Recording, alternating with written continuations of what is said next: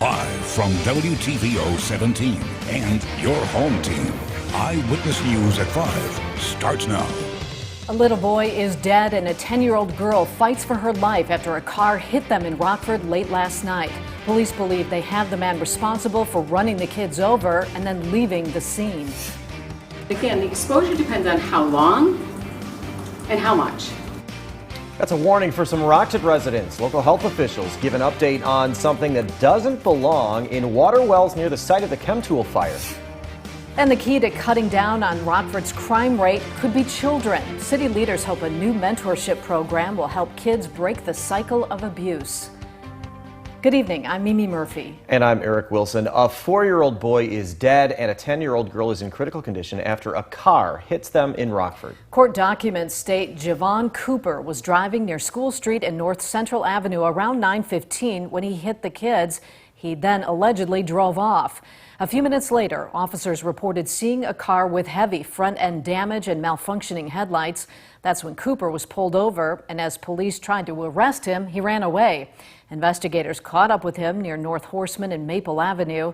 He allegedly admitted to hitting the kids and said he drove off because he was scared. Cooper's being held on $35,000 bond. An elderly woman is hurt after a semi-truck hit her while she walked across Route 2. This happened Thursday afternoon in Oregon.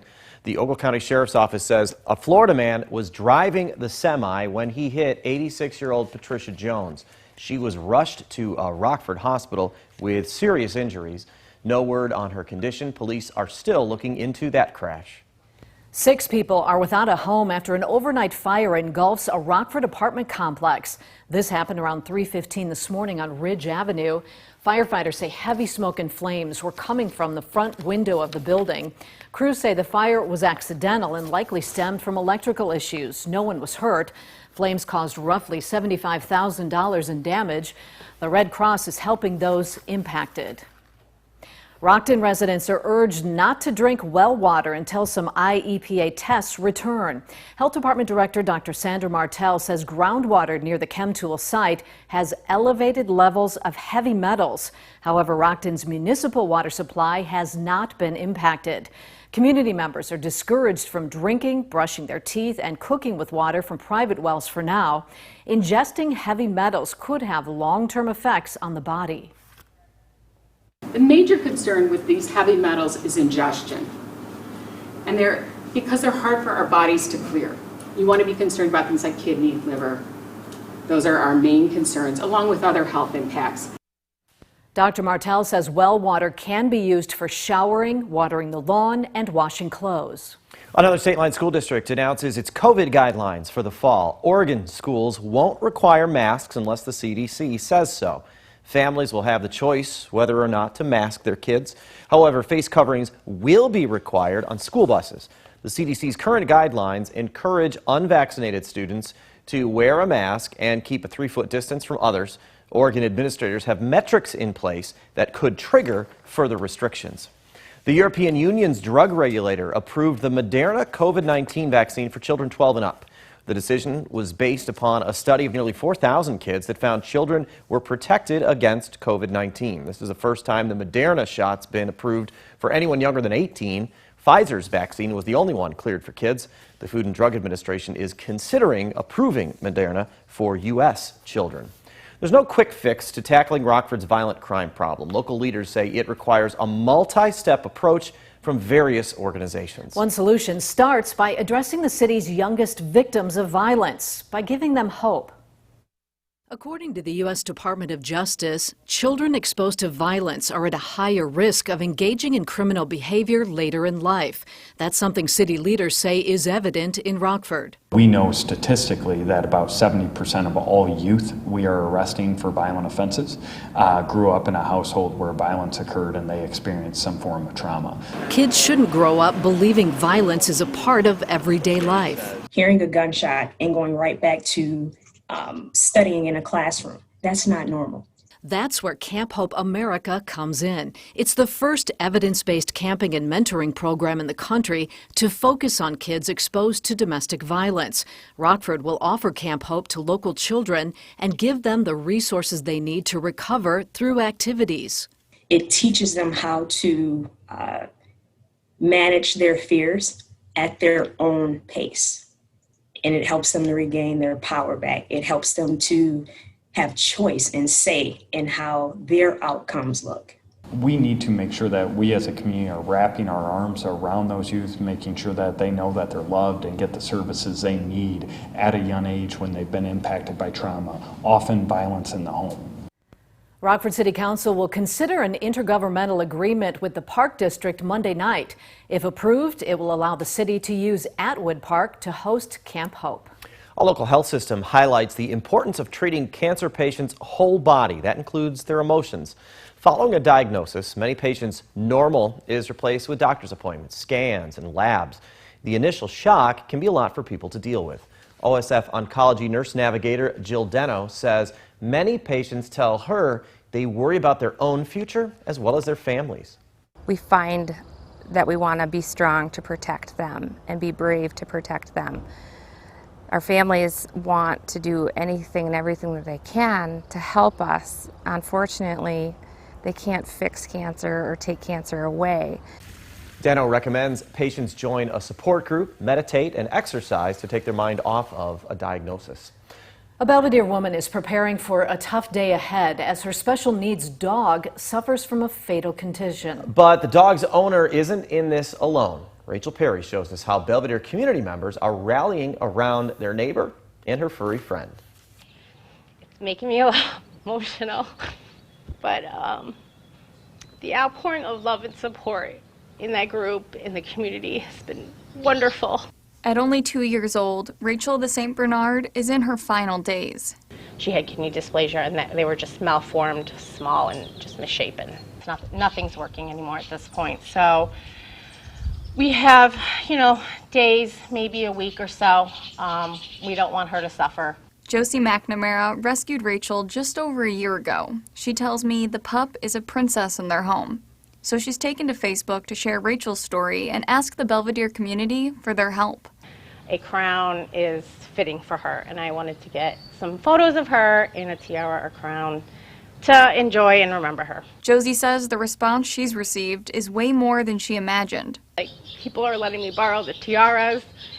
People are offering photography services. Despite the many vet visits and hard days, Rachel continues to make an impact on her. She is the most gentle, sweet-natured dog I've ever met.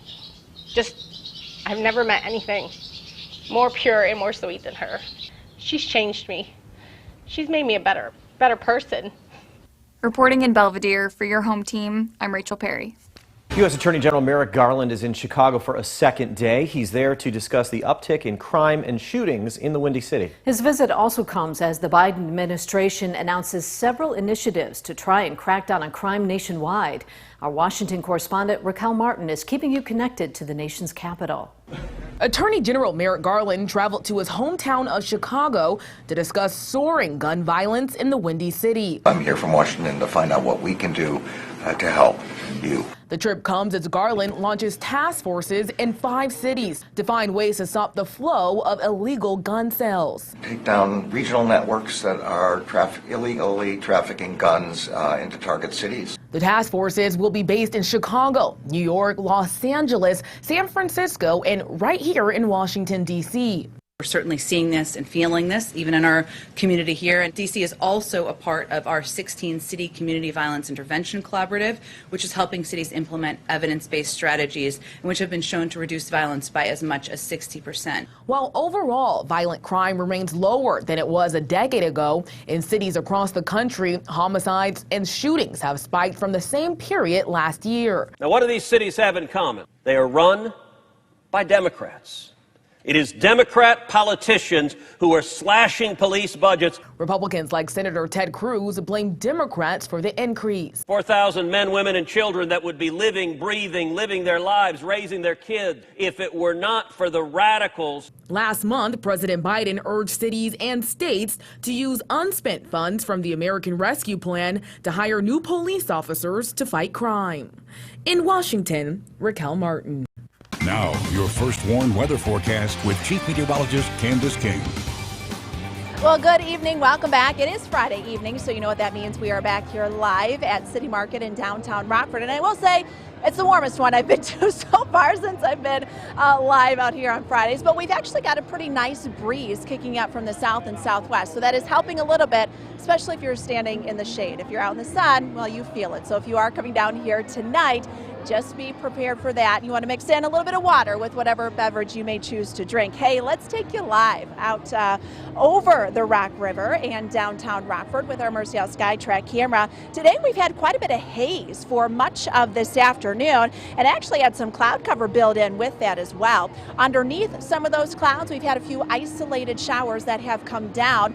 Nothing that has been too significant, some very brief heavy downpours, but things for us so far this evening are quiet. We'll keep that isolated shower chance going here in the forecast as we do go through the evening with partly cloudy skies expected during the overnight. It's muggy just like it was yesterday. Today is the same story, upper 60s, low 70s for those dew point temperatures, which with that added moisture helping to fuel some of those very isolated showers. Temperature wise, our numbers in the mid and upper 80s. We did hit 90 degrees today. It feels like 92 in Rockford, 93 the heat index in Janesville, and 94 the current heat index in Sterling. Tomorrow that heat index could come close to 100 degrees for some. As we do go through the afternoon and evening tomorrow, that chance for some showers and thunderstorms, that'll actually begin to go up as we head throughout the afternoon. We've got a complex of showers and thunderstorms that'll be coming in from the north. Those for the most part should be in the weakening phase here as we do go through this evening. I think my iPad froze out here, so maybe we'll be able to keep it going there. I'll try to keep it going here, but bottom line, morning hours, they should stay fairly quiet as we head through the morning. You see some of those showers working in from the north. We've got a little bit of a lid on our atmosphere, so that'll cap things off just a bit. But as a cold front does begin to near from the north, that could fire up a few thunderstorms as early as about 1:30, 2 o'clock. Those will then continue as we head through the afternoon as well as into the evening. With that, some strong damaging wind gusts could be the potential for the afternoon. So we do have that risk for some strong to severe thunderstorms. In fact, most of us underneath that marginal risk for severe weather, but a slight risk right along Interstate 39 and then off to the east and northeast. Heat advisory in effect. That's another thing we have to be concerned with tomorrow. Right now, just for Whiteside County, you see much of Iowa, west central Illinois, and then back a little bit further to the southwest as the heat index there could actually soar up over 100 degrees. Let's take a look at that heat index factor for tomorrow afternoon. A lot of us approaching that 100-degree mark. So if you do have plans to be outside tomorrow for a prolonged period of time, just make sure you take those necessary precautions. The heat does stick around into Sunday, but you won't necessarily feel the humidity because behind that cold front, the dew point temperatures will drop just slightly. So for tonight, it is a muggy 72 degrees, isolated shower here early on. Temperature tomorrow, we're up into the low 90s once again. Isolated showers, thunderstorms, some strong to severe for the afternoon. We stay in the low 90s for Sunday and even into early next week, but then a cold front comes in and we'll see those temperatures drop off just a bit towards the middle to end of next week. Eric and Mimi, back over to you. Best find some comfy clothes for the next several days or so. Thanks, Candace. Now, the Napleton Sports Desk with Sports Director Scott Lever. As if they haven't had enough excitement in Milwaukee this week, now fans are ready for a rousing three-game baseball series between the White Sox and the Brewers that starts this evening. Might this be a preview of the World Series? That's not out of the question. Both teams hold commanding leads in their divisions. They both have top-notch starting pitching. There are 5 All-Stars total on these 2 starting rotations. Both teams have all-star closers in Liam Hendricks and Josh Hader, and both teams have ample hitting. The White Sox a bit more, especially if Eloy Jimenez and Luis Robert get going. And both teams have veterans, guys who have playoff experience. Plus, Tony La Russa and Craig Counsell are playoff veterans when it comes to managing in them. The White Sox, I think, will have an easier time getting to the World Series than the Brewers. The National League has some formidable teams in the Dodgers, Giants, and Padres. The White Sox' biggest competition in the AL will come from the Astros, Red Sox, and Rays. No, it's not far-fetched to think this weekend series could possibly be a prelude to the World Series. It's a good thing the folks up north do have the Brewers and the Bucks to cling to today because the news that keeps coming out of Green Bay is not good. A new report claims the Packers and Davante Adams are in a bad place when it comes to contract negotiations. Talks about an extension have broken off and nothing is likely to get done. That means Adams will more than likely become a free agent after this upcoming season. Adams is currently only the 14th highest paid receiver in the NFL, even though he's probably the best receiver in the league last season. If I were Adams, I wouldn't sign an extension right now. Why would you when you don't know who's going to be throwing you the football in Green Bay? He's smart simply to hold off, see how the Aaron Rodgers thing plays out. The worst thing that could happen for Adams is he does become a free agent and then he makes a fortune.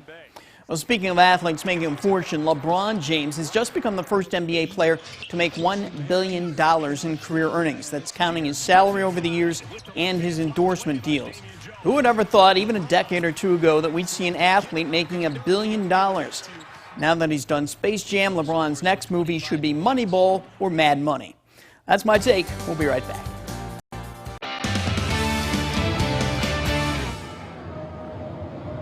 Just jamming out here to some pretty good music, I'll tell you. It's a hot night, but there is a good breeze out here this evening. So if you are planning on heading out to City Market in downtown Rockford, you've got plenty of time. Just make sure that you take the precautions because it is a little bit on the muggier side. Things will stay fairly quiet, just an isolated shower possible for us this evening. Our first warning interactive radar brought to us by Rockford Auto Glass and More. A muggy night, we're down to 72 degrees. Tomorrow we're in the low 90s.